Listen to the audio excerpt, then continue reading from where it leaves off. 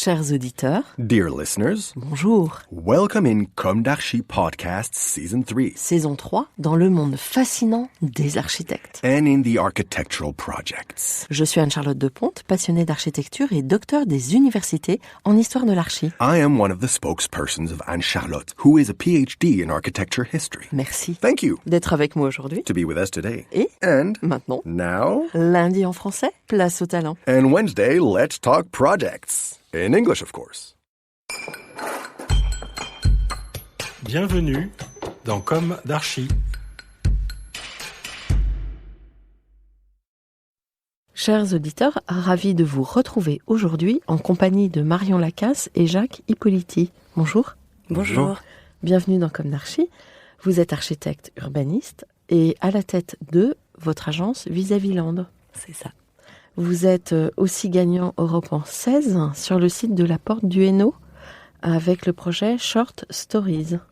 Bien sûr, nous allons évoquer ce projet Europan, mais comme il est d'usage dans Comme d'Archi, je vais d'abord interroger vos désirs respectifs d'architecture et d'urbanisme, vos relations intimes avec les disciplines. On commence par le début. Quel est votre parcours, quels sont vos parcours respectifs, vos jeunesses respectives, où s'est ancrées vos envies d'architecture et d'urbanisme, quelles ont été vos études? Alors, je vais commencer. Donc, Marion Lacasse. Moi, j'ai commencé mon parcours universitaire par des études en sciences humaines. Donc, j'ai fait une licence de lettres, puis une licence de philosophie. Et c'est par ce chemin détourné que je suis arrivée à l'architecture. Et donc c'est à l'École nationale supérieure d'architecture de Paris-Malaquais que j'ai fait mes études, où on s'est rencontrés avec Jacques et où on a fait notre master au sein du département théorie histoire projet, où nous avons développé, je vais parler plutôt en mon nom, en tout cas un intérêt pour la mise en récit du projet d'architecture et notamment la place de la fiction dans le processus de conception, en travaillant avec des enseignants comme Luca Merlini, Gian Onaner et Gilles Delalex, et en ayant toujours cet ancrage théorique et cet intérêt pour les enjeux disciplinaires et historiques. Intéressant de travailler sur l'imaginaire à l'heure à laquelle c'est un peu mis en arrière. C'est ça. Donc peut-être qu'on était très anachronique, mais au final, ça nous permet de regarder, je pense, vers le futur. Voilà, parce qu'il faut remplir le vide. Jacques, et vous?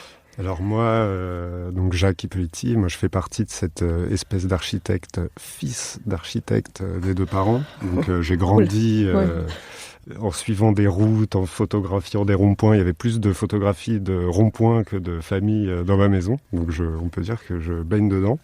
Et donc en fait c'est un peu sans trop savoir quoi faire que j'ai fait de l'architecture, peut-être un peu naturellement. Et où je suis arrivé à Paris-Malaquais, où j'ai rencontré Marion.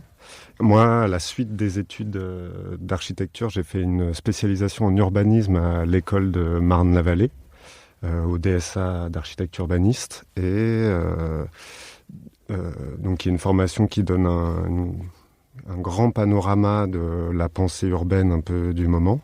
Et aujourd'hui, j'enseigne à cette école d'architecture de la ville et des territoires dans le département d'urbanisme. D'accord. Et pour vous, c'était évident de prendre la voie de vos parents?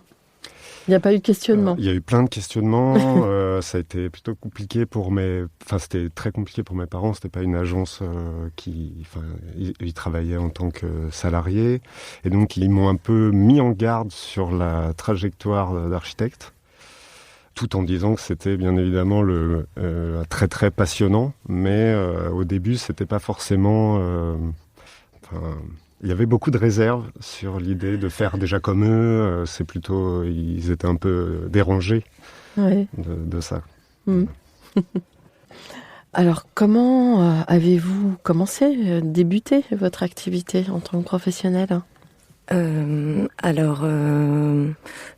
Ça s'est finalement fait assez rapidement après les études. Donc, comme disait Jacques, lui, il a fait un post-diplôme. Moi, je me suis engagée dans la vie professionnelle en travaillant pour une maîtrise d'ouvrage à la sortie de mes études. Et puis, assez peu de temps après ce plongeon dans la vie professionnelle, on a participé avec d'autres anciens étudiants de Malaquais et amis à l'édition 13 d'Europan, pour lequel on a été lauréat sur le site de Bondy.